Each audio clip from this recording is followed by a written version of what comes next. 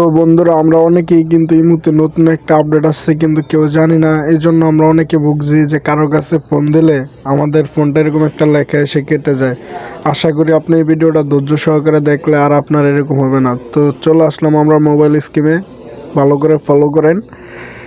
তো ফার্স্টে আমরা ইমুর ভিতরে চলে গেলাম। ইমুতে আসার পরে এই যে এখানে একটা প্লাস আইকন দেখতেছেন, এই প্লাস আইকনে একটা ক্লিক করবেন।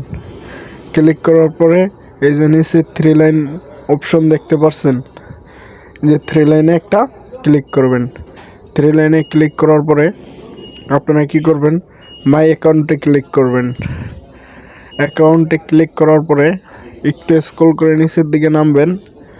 নামার পরে এইখানে দেখবেন ফোন কল নামের একটা সেটিংস আছে, এখানে একটা ক্লিক করবেন।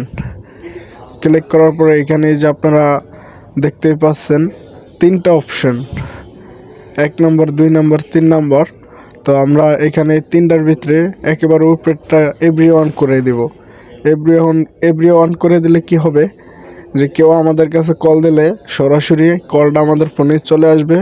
তো আশা করি ভিডিওটা দেখলে আপনার একটু উপকার হলেও হয়েছে। তো এরকম ভিডিও পেতে চ্যানেলটাকে সাবস্ক্রাইব করবেন আর পাশে থাকা বেল আইকনটি অল নোটিফিকেশন করে দিবেন, যাতে এরকম ভিডিও ছাড়ার সাথে সাথে আপনার কাছে আগে চলে যায়।